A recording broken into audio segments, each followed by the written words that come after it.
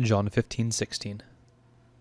Non vos me legistis, sed ego elegi vos, et posui vos, ut eatis, et fructum adferatis, et fructum vester maneat, ut quodcunque petieritis patrem in nomine meo, det vobis.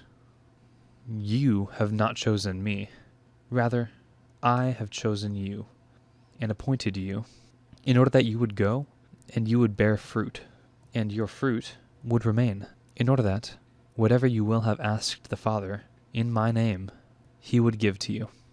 First we have non vos, and personal pronouns are not strictly necessary in Latin, so its presence gives a little bit of an emphatic force. Not a ton of emphatic force, but a little bit.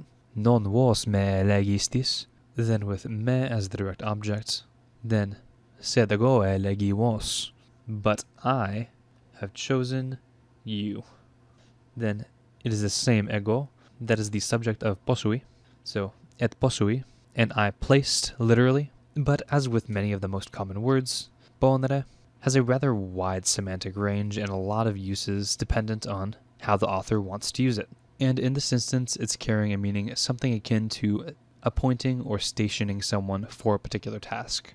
And additionally, both of our verbs, elegere and ponere, as is very common for the third conjugation, employ different stems for the perfect and the present. So let this be a reminder to practice your principal parts, as this is how we know, beyond just the endings, that these are perfect tense verbs. And following the sequence of tenses, we have ut introducing a purpose clause. It is followed by the subjunctive. But why is it present tense? Well, let it be known that this is perfectly normative. The perfect tense, depending on usage, can fall either into either a first track tense or a second track tense.